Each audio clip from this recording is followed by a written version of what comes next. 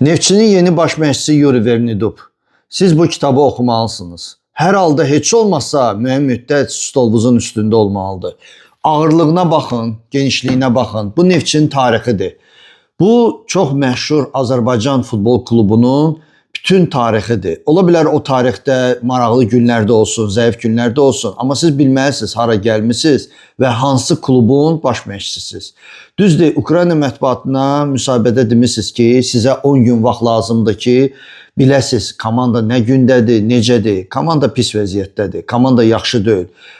Neftçinin yeri deyil 8-ci yer, 7-ci yer. Neftçinin yeri Qarabağ, Sabah, Turan Tovuz, Zirə kimi komandalarla mübarizə etməkdir. Yuxarı pillələrdədir. Bu komandadan sıxın, nə edirsiniz edin, gücləndirin.